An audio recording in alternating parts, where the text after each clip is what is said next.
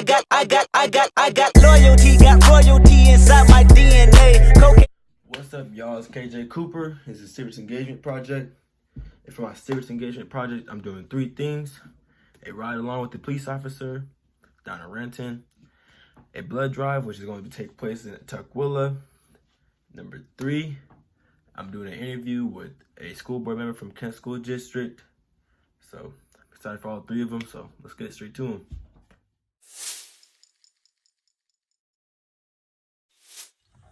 What's up, y'all? So we in Renton now. About to do a quick ride along with Officer Bill Judd.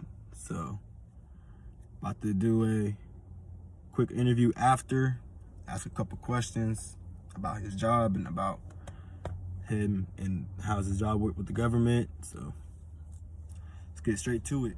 All right, y'all. So we're back at the City Hall / police station in Renton, and just had a great ride along. Got to see some crazy things, and just had a good interview as well. I didn't want to, take video of him interviewing while he was driving, so he had stuff to do after. So I just had him doing it during, and he answered great with my questions, so.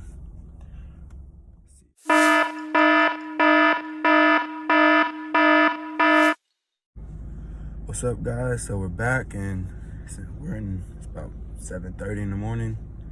My mom dragged me out to give blood, and she knows I don't mess with blood or mess with needles or anything. So I'm about to go down to South Center to go to Bloodworks Northwest and give blood. So see how this goes. Y'all, so just got back giving blood. I fell asleep in a car ride back home, so I couldn't really videotape anything back then. And yeah, I feel kind of lightheaded, hurt. I ain't feel like I hurt. I don't mess with needles, like I said. So yeah, it was a fun experience, but I probably would not touch another needle again. So yeah.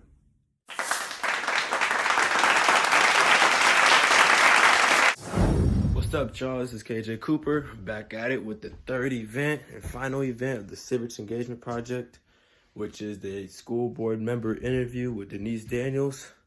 So kind of excited to see what she has to say about the questions I have for her, and just, get to know her a little more, and I don't know, we'll see. Let's get straight to it.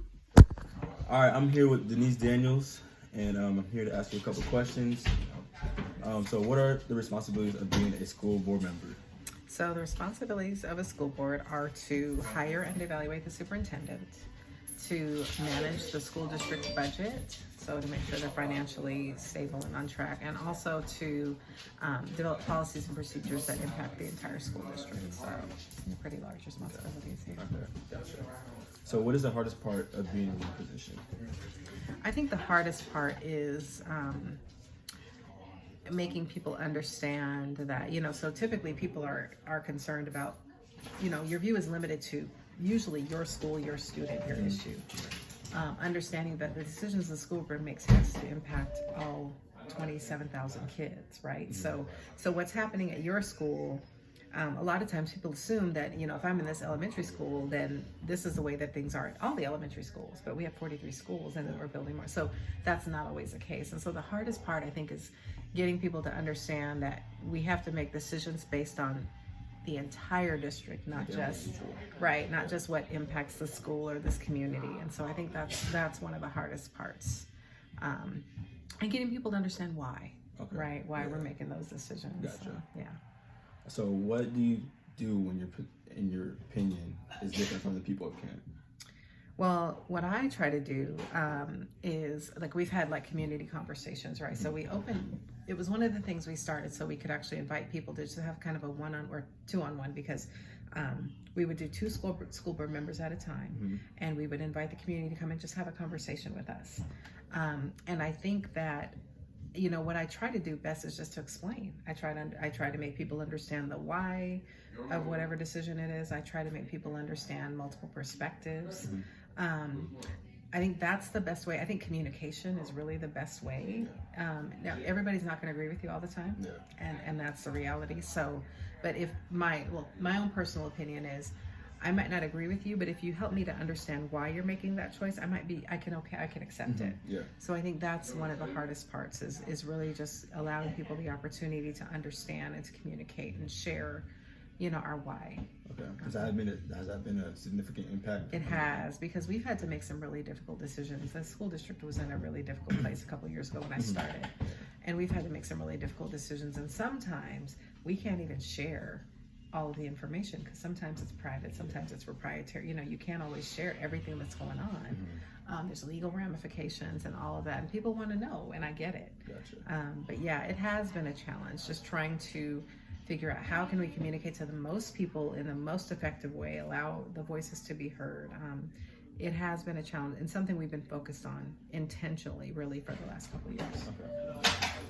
So what impact does your job have on Kent? I think that I would like to think that my job has a huge impact on Kent. Again, because so part of so it's an elected position, right? So part of that for me was I was newer to Kent. I had been in Kent for about 4 years prior to running for the school board position. So for me, what I had to do was I actually had to go out and meet people and build relationships. So for me, it was really nice because I got to meet, other people. So other people that were running, other candidates. I got to go to community centers. I got to go to other meetings to try and figure out, how, what's happening in Kent. And so, I get a feel around and build relationships because we all work together, right? City council, we work closely with city council and decisions with. And the thing about Kent is, so the Kent School District serves about 5 cities. So it's not only Kent, it's Covington. We serve part of Black Diamond, part of Renton, I think part of Maple Valley. So we touch on a lot of different people. And so thinking about that, just those relationships are huge, right? Because the cities all have different perspectives. And so I think that that's really important. So I've learned a lot. I've met some amazing people.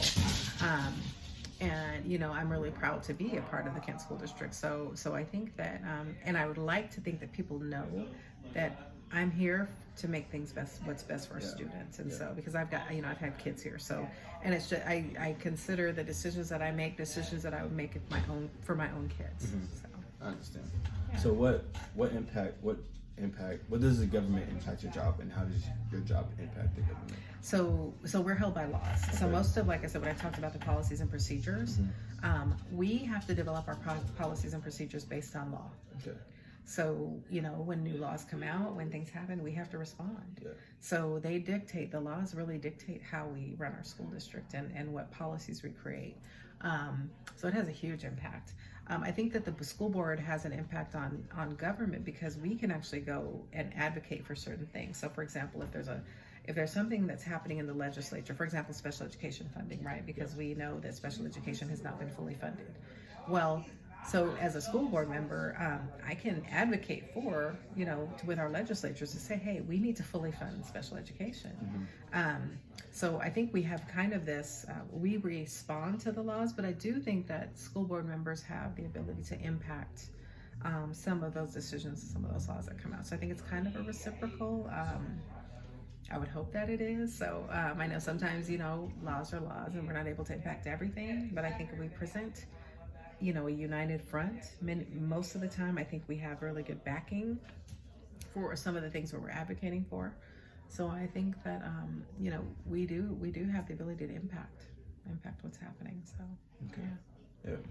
So that's a wrap for today's interview. And Absolutely. I want to thank you for this interview, and I want to thank you for everything you do. Absolutely. My pleasure. Thank you. So that's a wrap. Okay. What's up, y'all? So I'm back from the interview with Denise Daniels. As you guys can see, it was a great interview and got to learn more about it and just touch base on what it's like to be in her position. So I just want to recap with y'all for the 3 things I did for the Civics Engagement Project, which was the ride-along, blood donation, and the interview. So first off, the ride-along just helped me a lot.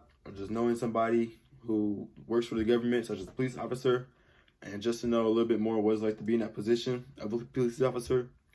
So secondly, the blood donation, I just wanted to try it or do it because everybody else does it and overcome my fear, like I said. And fun fact, you help 3 people out of it, so it's something good that I felt about. And lastly was the interview.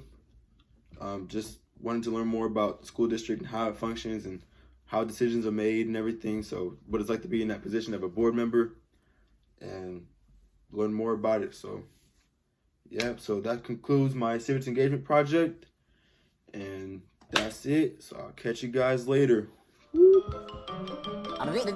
That's all, folks.